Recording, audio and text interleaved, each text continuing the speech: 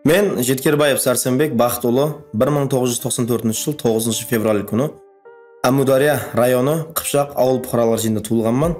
Миллетім қазақ, шаңырақлымын, 2 перзентім бар. Тамадаман, шоумен, артист, актер, енді вайнер емеспен да, блогер емеспен, шайыр, мелодист, композитор. Енді негізінде диплом бойынша драматургпын бірақ.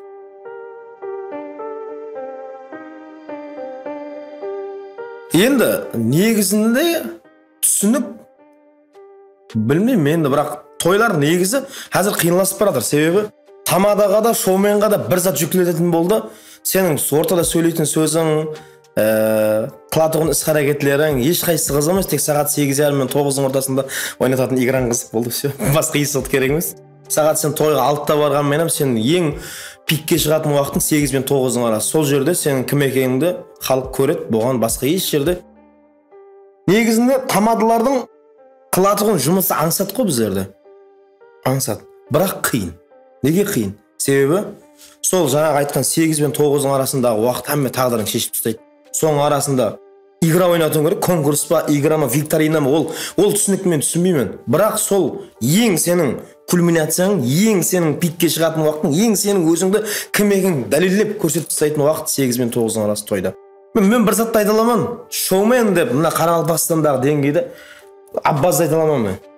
Себебі Аббаздың киінген киімлері, оның істеп жүрген стилям келеді шоуменға. Енді мен тамадаман, себебі мен неге тамадаман? Мен классикаға сәл жақындымын. Бірақ 8 мен 9-ның арасында мәжбүр мен шоумен болуға.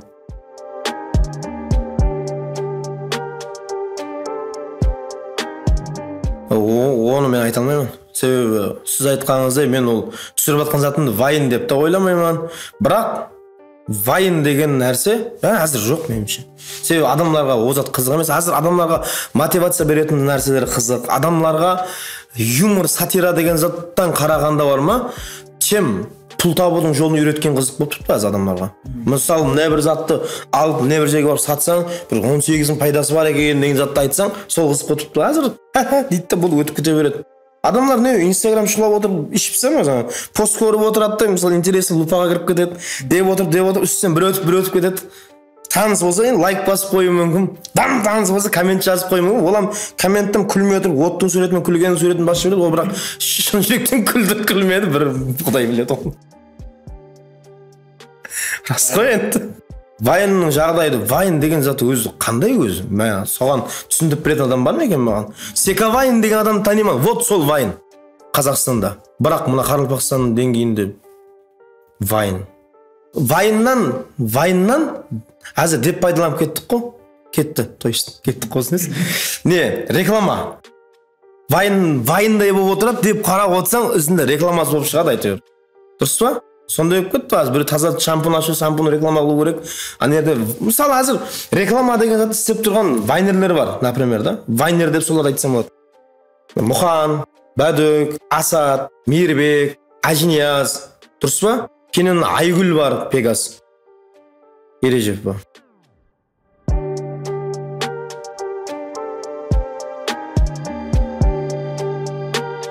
Тойдың сезоны емес кезде тамадыларды білмеймін, бірақ менің өзім қос сатамын.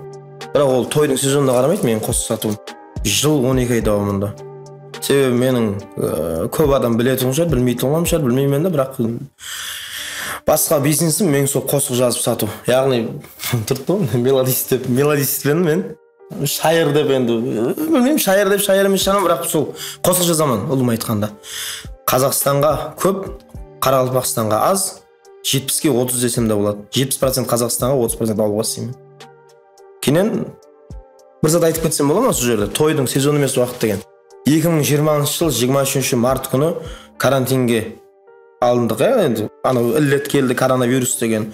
Құласы кәлем сол 1 апрельден бастап әмме қамалды ма үйге. Сол уақытта ешкім емес екеніміз сезіндік әмме. Іләшсіз бенде екеніміз сезіндік. Дұрыс па? Ашық хақиқат. Сол уақытта ешкім есат істей алмай жатыр. Үкіметте істемегенме қатты өкіндім. Үкіметте істегенде үкіметте істейтілер үйінде айлық алып отырды. Дұрыс па? Майдың 15-іне жегем, көшеде жыбыр-жыбыр басылып кетемен деген жегем, үкіметте істейтілер қара қазан қайнатып отырды. Маған құсаған көркемөнердегі жұмыс істемей тұғым үкіметте. Солар қиналып қалды. Себебі олардың басқа тіршілігі жоқ еді. Олар ол жаққа тайыр емес еді. Мен не қылдым? Майдың 10 күні сағат 7-ден 10-ға дейін, кешкі сағат 5-тен 8-ге дейін 3 сағат давамында жүруге рұқсат берген уақытта Айбек пен Ислам деген жорам қатық сатасың ба деді маған. Үйінде отырсың ғой құр деді. Қатық? Қандай қатық? Қожелден әкелеміз, өксіз сатамыз. Қайдам қалай болады екен деп. Ол сатшы енді отыра бересің бе әртіспен деп деді. Қайдам yaxшы көрсек көрейік деп шығып кеттік. Спарк машиным бар еді ол уақытта. Құласы келем Қожелден қатыға келіп саттық сол уақытта. Тойсыз деген уақытын айтып беріп отырмын. Күніге қазір мен көріп жатқан таныстарым шығып баса айтатын шығар, бір ава деп айтатын шығар. Күніге 250-300 баклаш қатық сататын мен, қара басым. Ең аз қатық сатқаным 150 баклаш қатық сатып көрдім, ең көп сатқаным 400 баклаш қатық сатып көрдім. Азанғы сағат 7-тен обедкі сағат 3-2-ге дейін қатық сататын. Қатық сатқанда қалай? Мал базар істеп тұрды ғой, білесің бе? Мал базар істеп тұрды. Гербс сауытпен Орақбалғада. Сол Орақбалға Гербс сауыттың мал базарына алма кезек шығатын. Үшінші күні Гербс сауытқа, төртінші күні Орақбалғаға, алтыншы күні қайттан Гербс сауытқа, қалағын Орақбалға бар қатық сататын. Қатық сатқанда Спарктың артына қатық шығарып қоятын да қатық деп бағырып тұрмайды мен адамдар қысы. В общем, қатықты ондай сатпайтын мен бағырып, қатықты мындай қылатын мен. Уже бірінші күні 100 баклаш қатық апарған күні өтпеді менің қатым. Себебі менде қатықшы көп та өрді. Уже менде бір зат ойлап табу керек болды. Значит, қатықты басқа жолмен сату керек болды. Мен не қылдым? Спарктен қатықларды мощный сыпырып қоятын ем и мынандай қылатын ем. Қатықты бақыратын ем қатық деп. Бірақ атсыздың қатығы деп бақыратын ем. Қане кеп қаламыз атсыздың қатығы деген кезде любой адам деп қарайды. Атсыздың қатығысы несі? Деп қарайды. Апалар келіп, балам, адыздың қатығы несі? Адызда қатық бола ма дейді. Я қапа, адызда қатық болмайды. Адызда шөп болады. Шөпті мал жейді. Мал сүт береді. Сүт үйітіп қатық болады. Вот міне сол қатық дейтін ем да. Сөйтіп олар күліп алатын еді. Қатық қапталындағыларда 5.000 болса мен 6.000-ға сататын ем. Себебі білмеймін, сол менен алатын еді адамдар бар ма? Қатық кене бар ма? Ол трендтен қалды уже 10 күндей адыздың қатығы деп жүрмін. Уже қызық емес болып қалды адамдарға. Сөйттім басқа зат ойлап табу керек болды. Сөйттім да кененге барған уақытларында уже қатығым менің қаймақлы, руым менің баймақлы, қатық келді 6-ға қатып кететін мантыға деген сөздерменен жаңағыдай жіберетін ол. Сөйтіп адамдар күліп алатын еді. 300 қатық, 250 баклашка қатық алып сататын. И базардан ауысып қалады қатық. Шартылы түрде ауысып қалады. Себебі ол жерде адамдар 15-20 баклаш қатық сатып отырса, мен жаңағыдай 300 баклаш сатамын ғой. Оның бәрін сату қиын бәрі бұл жерде. Сол кезде социализмге аралап сататын ем мен. Сол уақытта бірақ қатық деп бақыратын ем. Машинаның айнасын ашып аламын, скорость 1-ге қойып аламын, астен 15-20 мен жүріп қатық пам-пам деп бақырып, сол кезде тан деген бар емес па? Соны сөге тан қатық деп бағырып жүретінім. Социализмдегілер ол уақытта мен тамада екен, біреу біледі, біреу білмейді. Сөйтіп айтатын еді, сен тамада емессің ба?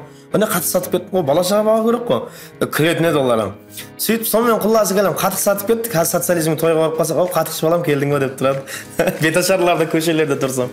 В общем, сондай тойсыз уақытта қатық сатып кеттім. Қатықтан кейін Корзинкеде 99-шы магазинде костюм шалбар саттым. Костюм шалбардан кейін уже сентябрьде той ашылып бастады. Как раз Ташкенттен той келді. Азамат деген жорамыздың інісінің өзінің той. Сонымен Ташкентке тойға кетіп, айланып келіп тойға шығып кеттім. Бірақ қатық сатқаныма қатты қуанамын. Кібірім сындырып берді қатық. 2010 жылдан бері тойда кеткен болсам, 10 жыл давамында бірталай кібір жиналған екен. Бір баклаш қатық кібірім сындырып берді мен.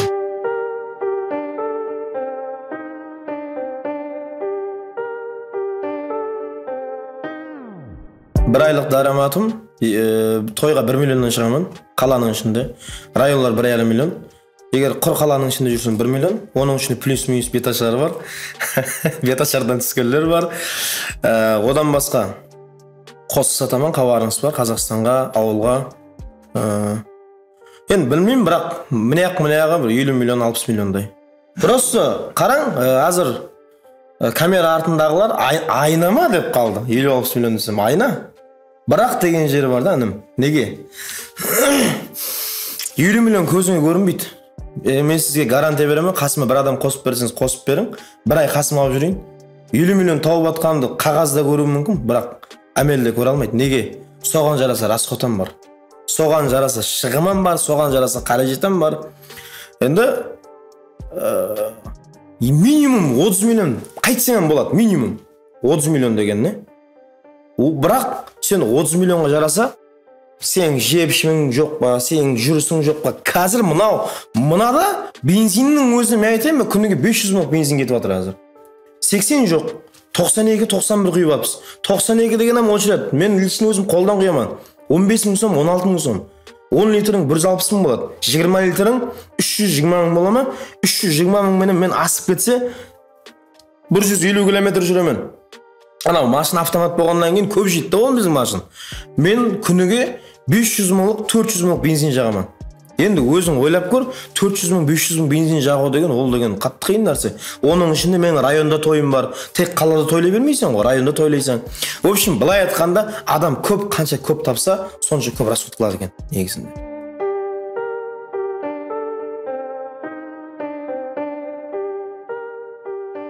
Қарылбастында ма? Байрам Дәулетниязов біріншісі.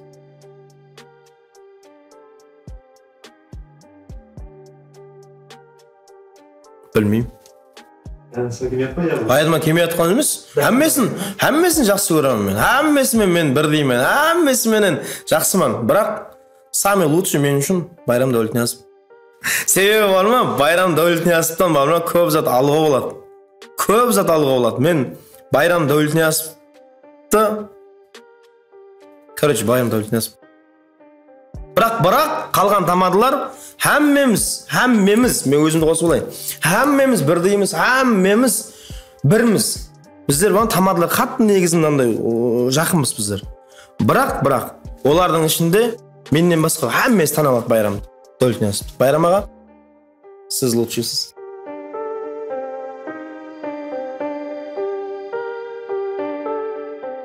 Айта алмаймын. Яғни енді конфликт бар. Тек біреумен емес, екі-үшеумен бар. Бірақ көз абаға мас қарамыз да екеміз. Родной дегеннен жіберіп қаласың ғой. Көрсеткен уақытта. Бірақ сырттан енді бар ма? Бір-бірімізге тон кигізгенде бар ма? Лама пальтон деген білесіз бе? Баяғы мамаларымыз киген, сол ламаларды кидіріп тастаймыз ғой кәдімгідей. Бірақ көріскен уақытта қапталдан көргендер бар ма? Екеуі қатты жағын екен ғой, мә деп қалады. Сырттан сондай да, бірақ іштен екеуміз деп нәгіл айтып жіберген ба? Жей алмай тұрамыз ғой бір-бірімізді.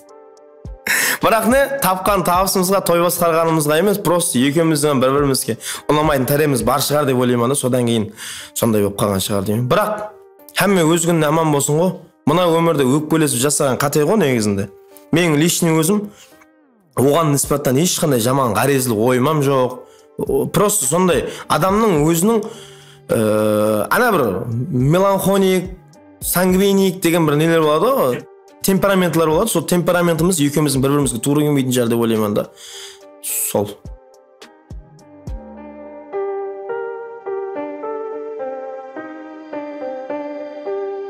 Мен көрген тойлардың ішінде расходы көп той.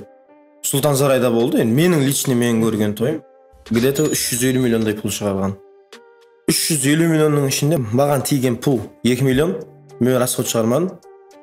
Бірақ сол 350 миллионның ішінде маған ол подаркасы бар оның 2 миллионнан басқа. Себебі ол кісі костюм подарок етті, туфли подарок етті, көйлек подарок етті. Одан басқа және 2 миллион доллар бар. 350 миллион кетуінің себебі декорация деген затлар бар, светомузыка, шоу-балет, мол-балет, ойырдегі құлласы келем, әмі нәрсені Ташкенттен әкелді. Әмі нәрсені, сөйтіп дастұрхан мәселесі бар ғой біздерде енді. Дастұрхан дегенді гүл жәннат сөйледі ғой біздің халық деген. Дастұрханына қойылған нәрселерді көрсең, ана бір гәп бар ғой, құстың сүтінен басқа әмі нәрсе бар деген. Бұл құстың сүттен бар екен да ойырды. Содан кейін қымбат болды ма деймін да. Бірақ ол 350 миллион кеткен пұлға мен бұлай қапталдағы адам сыпатында ашындым, бірақ 350 миллионға. Себебі өйтіп шашыла беру шарт емес тойда негізінде. 350 миллионлық дәрежедегі тойды бұл қапталдан қарағанда ойламайды да, 350 миллион кеткен екен мына тойға демейді да. Себебі қадым кагыбичный той деп отыр. Бірақ енді атмосфера басқаша. Атмосфера басқаша. Бірінші орынға конкурс болды ғой. Бірінші орынға iPhone 14 Pro Max қойды. 256-лық. Ол уақытта оның шыққан ценасы 23 миллион еді. 23 миллионға алып қойды соны. Значит, сонда о той сентябрьде болған болып тұр ғой. 16 сентябрьде Pro Max презентация болған болса, где-то содан бір аптелерден кейін ба болды да ол.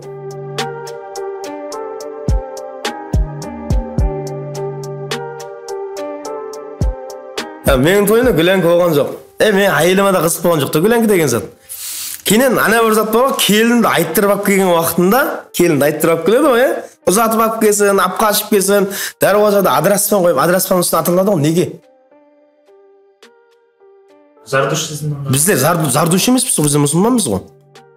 Вот адыраспанның үстіне атылайды. Не қылады сонда? Адыраспанның үстіне атылған уақытында бір зат болып қала ма? Есет болмайды ғой. Сол керек емес. Кейіннен қаде, мәде дегенлер жоқ қылу керек. Вообще-то не керегі бар? Кейіннен тойды ысырапсыз қылып өткізудің әрекетін қылу керек. Ысырапсыз қылып өткізудің әрекетін қылу керек. Себебі ертең бар ғой, бір адам мынандай той берсе, оның жан жорасын мынандай бере алмай қалса, ертең ол айтпағанмен қатын айтады да, ана жораңыз кімдей берексе дейді. Сол уақытта ана қиналып қалады. Мен мысалы үшін мен өзімнің тойымда қолымнан келгенше ысырап қылмадым, арақ қоймадым мысалы үшін.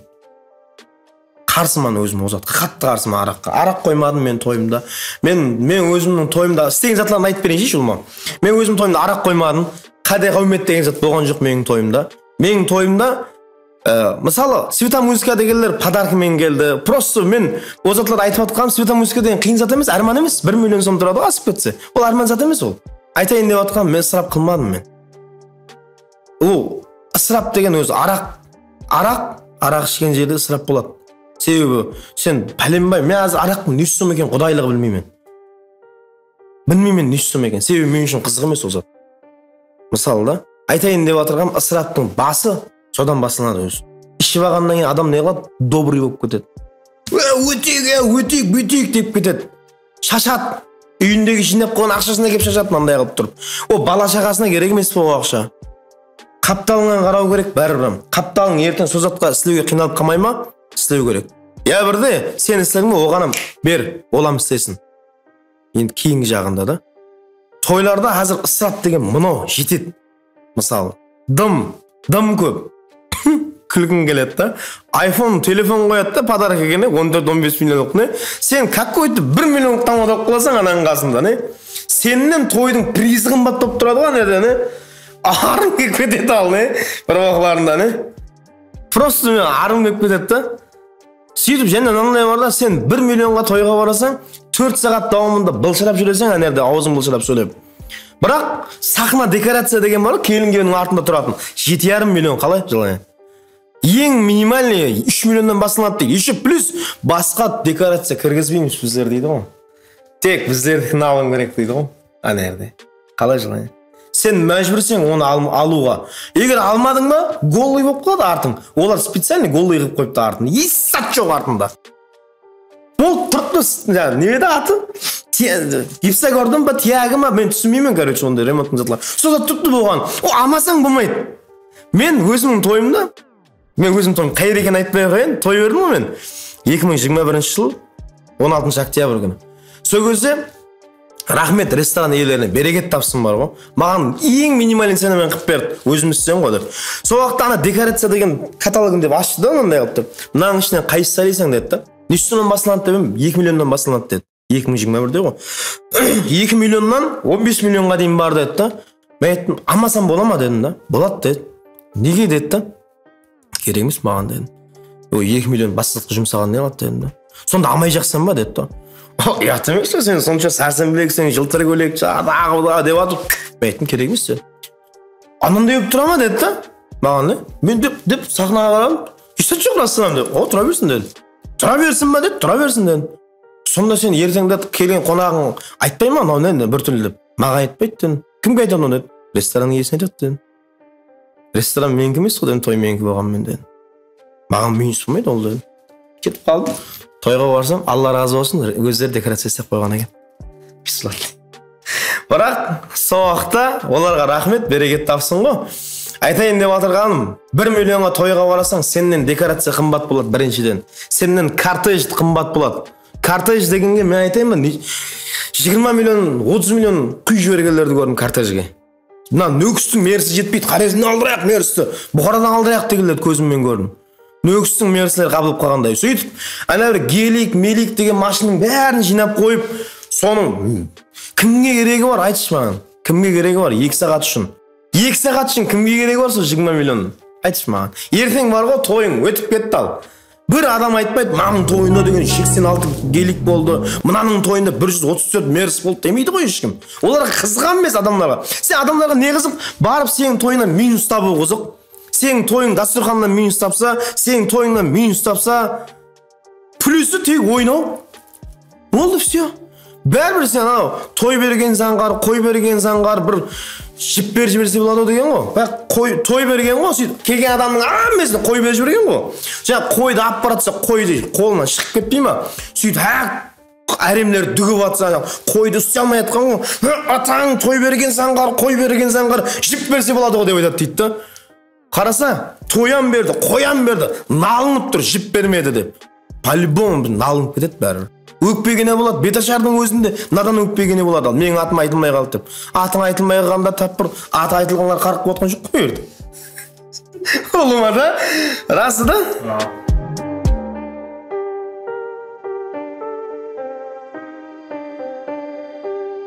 Енді 9 май дастархан жинап тастағанның себебі бағана айттым, арақ қой олам біріншіден. Арақ ішкен адамдар дастархан деген ресторандікі ғой енді ол, посудалар. Көп посуда сынады да, мен көзіммен көремен ғой. Қазір 12 жыл болды атмосферада жүргенмен де, Құдай қаласа 13 жыл.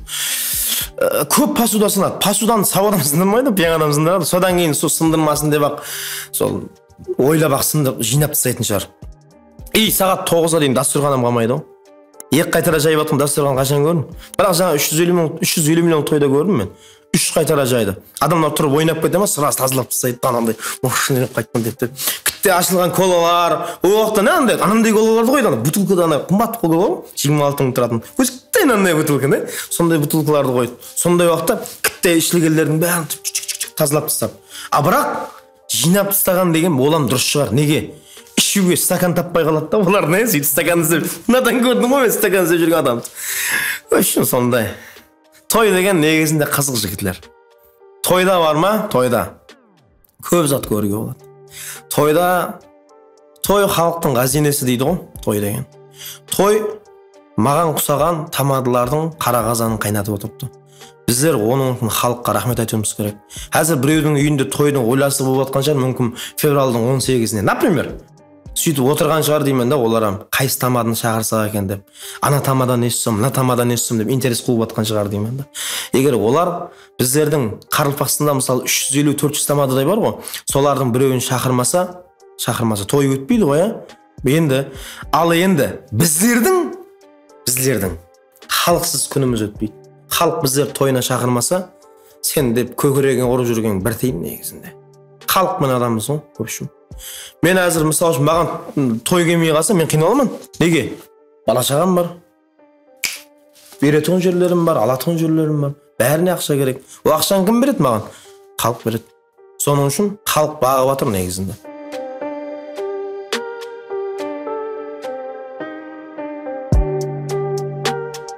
Жылтыр көйлекке 70 мың теңге алдым. 70 мың теңге деген қазір 25 теңге есепласам. Құлас $200 жетпейді ғой. Арнайы қазақша жазылды. Себебі сөздің басында айтып өттім, бағана мен қазақпын. Мен қазақ класста оқыдым ғой.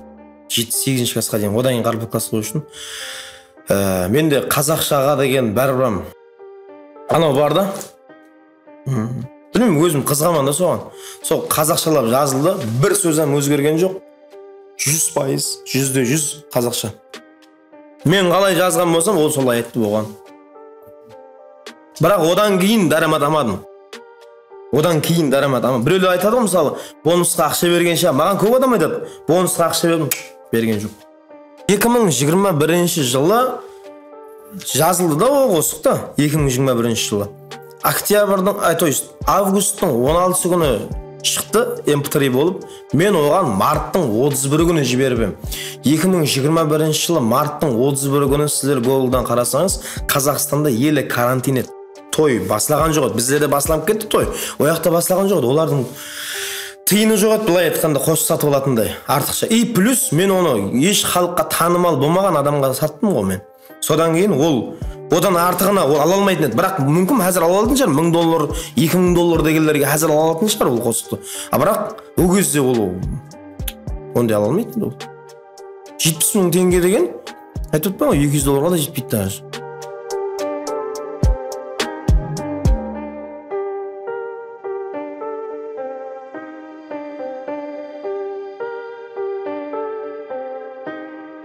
Ешкім. Себебі Әммез уақытынша. Ертең 40-тан кейін мен тамада ашылам, мені ешкім шақырмайды. Менің ізінен төп кетқалар бар. Братан, Афганға шығайық. О, біздерден бармыз, деп, өтіп кетейін деп тұрған мысалда, өтіп кетіп жатыр. Өте берсін ғой, қалбам қоймасын ешкім. Себебі мен ешкіммен жарысым жоқ. Ана бір жақсы сөз бар ғой, карван бір, риск бөлек. Маған бір тамадан шығып кетқаны, бір тамадан құлап атқан мен үшін қызық емес. Себебі әммен өзінің клиенті бар. Мысалы, менің бір сөзім жақсы көріп халық шақыру мүмкін. Аббаздың бір сөз үшін шақыру мүмкін. Байрам ағаның бір сөз үшін исламды, ажниязды, ашөнді. Әмменің өзінің жақсы көретін тарифі болады. Сол үшін шақырады оны. Соның үшін мен өзімді тамадаман деп айта алмаймын. Неге? Тамадашылығым ертең қалады. Дұрыс па? Шайырман дей алмаймын. Шайырман дейін десем, ертең Алла Тағала маған о шайырлық қабілетін ап қою бір майданда. Мелодистпен дей алмаймын. Ертең мен Алла Тағала міне нота құймай қалса, олам қалады. Және не бар? Қатықшыман деймін ба? Басылаушыман дей алмаймын. Себебі мәңгі мұнан деп тұра алмаймын. Соның үшін ешкіммен. Бар мен базар бағытқа қарап дейді ғой.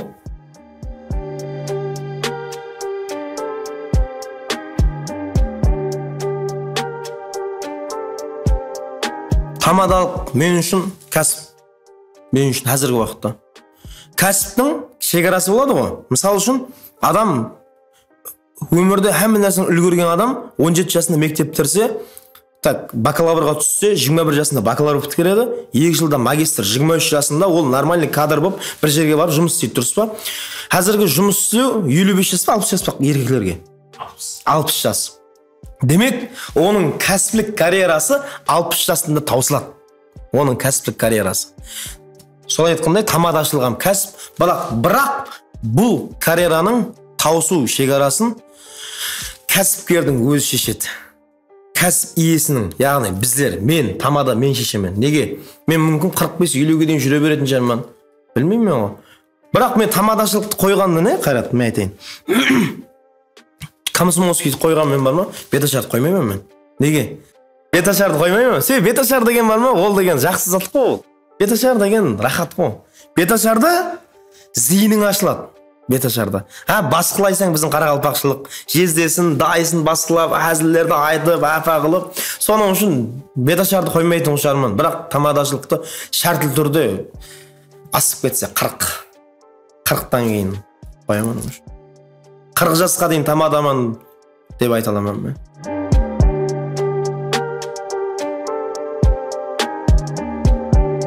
Бір күндегі ең көп тауған табысым 7,5 миллион бір күнде. 3 тойға кіріп шықтым. 3 тойға кіргенде қалай? Обедте Қоңыратқа тойға бардым 2 миллионға.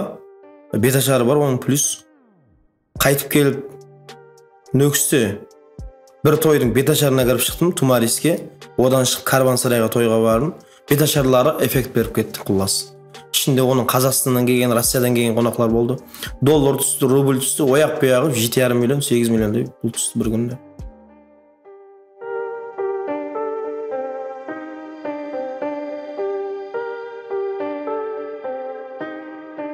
Сабыржан деген Қазақстанның тамадасы бар да, номер 1. Сабыржан деген. Мен үшін номер 1 білмеймін, басқалар үшін. Сол Сабыржан айтады да, өзімен сөйлесіп отырдым да мен Қазақстанда. Сол айтады да, мен дейді 2 жыл давамында дейді тойларға дейді барып дейді деп қарап тұратын дейді да, 2 жылны. 2 жыл басқа жұмыста істеп жүрген, бірақ ол 2 жыл қарап тұратын дейді. И дейді тойдан қайтаман дейді, біреудің тойын көріп Теміртау деген жерде, Қарағандыға жақын жерде. Үйге қайтып келемін дейді де, айнаға қарап тұрып, құрметті ханымдар мен мырзалар, осындай деп айнаға қарап той басқаратын дейді. Сөйтіп 2 жылда пісіп, жарып шықты, гүрп еді. Супер тамада Сабыржан деген, білмеймін, сіздер танымайсыз ба? Ол деген қазір Қазақстанда 1 миллион теңгеге тойға шығады. 1 миллион теңгеге бір тойы. Еще оның ішінде райдер бар, қасында администраторы бар, диджейі бар, солардан төлейді тойғана. Қайсы қала қызық емес, 1 миллион теңге. Қазақстанның ішінде 1 миллион теңге деген сонымен 25 миллион сом. Ол бір тойы. Райдер деген, анандай ішінде условиялар. Қасында 2 адамға да не әпереді, самолетқа билет әпереді, өзі бизнес класста ұшады. Ана екеуі эконом класста ұшады. Гостиницасы бар, 3 жұлдызды болу керек, ең төмені. Зор ма? Сонымен, в общем, жаңағы пұлы 30 миллионнан асып кетеді, бейшара тойханаға расходы. Бірақ ояқта соған жарасы жұмыс істейді, бірақ тамадалар деген 6 сағат сөйлейді екен, тынбай. Тойын көрдім ғой барып, 6 сағат тамада ортада сөйлеп жүреді деген не сұмдық анау. Сол айтқандай, адам бірінші өзін таярлап алу керек тамадашылыққа. Мен тамада болуым керек пе, болуым керек емес пе деп. Қызығып, құлласы бар ма? Аз айтайын ба, айтпайын ба? Той квен емес. Той квен емес. Квен басқа, той басқа. Болды сол. Тамада болу үшін біреудің етегін ұстау керек. Етегін ұстау керек. Етегін. Ұстаз шәкірт болу керек. Тойды барып, қасына барып, тілек алып жүру керек бірнеше. Білмеймін, біреу жаңағыдай тойға барады да қарайды да, мұнан менен келістіремін, мұнан дейді да, барады да микрофонды алады, ортаға барады, ассалаумағалейкум деп отқан уақытта бір-екі сөз еріп кетеді, ендік тойда шөкіместіріп жіберемін, соны дейді да. Соны ата-анасына тілек береді, ортада игран ұрады, кештік ізінде камзолсыз келінге вальс береді, болды, сонымен қайта береді. Сонымен тамадаман деп ойлайды. Ол емес қой тамадашылық деген. Тамадашылық деген бірінші бар ма? Мен өзбекшесін білемін де, қарақалпақшасын қалай айтатынын білмеймін де, өзбекше айтсам болады ғой, вазиятын тоғры бақылап біліш дейді ғой. Құлласы келем бар ма? Атмосфераны сезініп білу керек адам. Мен әзір айтатығын гәпім тартама, тартпайма, кейінім нәбір затқа қатты етуар беру керек. Тойларға барып, мен қасымда Мерат деген өзім диджейім, администраторым бар, өз постоянно сол тойларды барып тілек жазып алатын адам сол, Мерат деген адам. Мерат барады да қағазымен ручкасына жазып алады, үйленіп жатқан баланың аты кім? Пәленше. Келіннің аты кім? Пәленше. Баланың ата-анасы кім? Мысалы үшін Қайратпенен пәленше жазды. Сөйтіп дейді да, папа мамасы қаяғында дейді да. Сөйтіп ол айтады, ана кісі дейді ғой. Болды дейді. Құда мен құдағайдың аты кім? Пәлен. Олар қаяқта екен дейді. Ана папасы қайтыс болып қалып еді, мамасы бар, папасының орнына ажаға шығады дейді. Сұрау. Ол неге өйтіп сұрайды? Нерде бар ма, берма деп. Мен оған үйретіп қойыппын. Неге? Мен оған өйтіп айтып қойғанның себебі жаңағы мәселе бар. Папасы қайтыс болып қалған мүмкін, мамасы. Мен ортаға барып, мархамат ортамызға ата-анасы пәленге шақырамыз дей жіберсем. Сөйтіп, папасы жоқ қой десе, қайтыс болып қалған ғой десе, кім қолай жағдайда қалады? Мен һәм тойдың иелері қолай жағдайда. Плюс күйеу бала мен келін қолай жағдайда қалады. Соның үшін атмосфераны сезініп білу керек. Аураны өердегі жағдайды туры бақылап білу керек. Болмаса қиын. Қазір біздерде озатылар түсінбейді, қазір шығып жатқан тамадалар. Жағдайды туры бақылап алмайды. Неге? Құлласы бар ма? Көзің алдына келтір, баланың папасы қайтыс болып қалды. Бірақ мамасы бар, той беріп жатыр, баланың бірақ туысқан ажағасы бар. Сол уақытта жағдайды туры бақылау деген қалай болады? Сен тілекті кімнен бастап бересің? Мамасынан ба, құдадан ба, құдағайдан ба, мұрындық ата-енесінен ба? Тілек бірінші кімге беру керек? Қара, жағдай туры бақылауы деген мынандай болады. Менің пікірім. Басқа әзір мені көріп отқан адамдар айтуы мүмкін, ұстазларым көруі мүмкін, сәрсек қателесті ғой деуі мүмкін, білмеймін, бірақ менің пікірім, жеке пікірім. Мен бірінші үйленіп жатқан баланың туысқан ажағасына беремін. Неге? Өліп кеткен әкесінің тұяғы мынау. Мамасынан сұрап аламын, апа, сіз рассыз ба? Мамасы деген қуанып қалады, рахмет балам дейді. Дұрыс дейді. Әкесінің көзі, әкесінің тұяғы осы балаға бер дейді. Сөйтемін да, орында бар оңалар, мысалы да, аттың ізін тай басар. Құрметлі марқұм пәленше пәленкес, сіздің тайыңыз бүгін ат болды. үлкен азамат болды, інісін үйлендіріп жатыр, осындай деп тұрып, папасын, ажағасына тілек беремін ба? Һәм емес. Сол жағдай туыр бақалап білу. Менің пікірімде. Жағдай бақаланбаса қиын, қатты қиын. Кейін тіл сүйегі жоқ қой. Көп жерлері тесіп кіруі мүмкін, көп жерлерге тесікке кіргізбем жіберуі мүмкін тіл деген. Тіл менен опасный. Себебі тіршілігіміз тіл болғаннан кейін тілге қатты туар беру керек.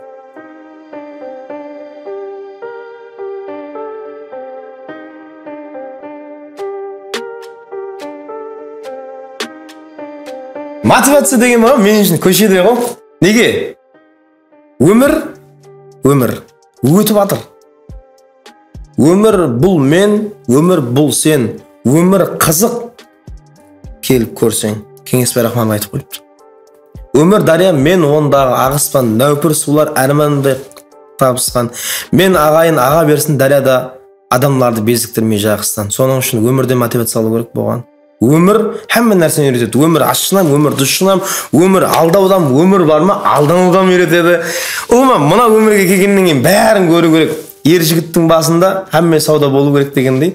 Өмірден мен өзім өмірден аламан, көшеден. Мен үшін көше айна. Көшеге шықсам, еркек адам деген көшеде ғой, несібесі. Көшеге шықсам, әйтеуір бір зат табылады. Көшеге шықсам, бір сомның иісі шығады.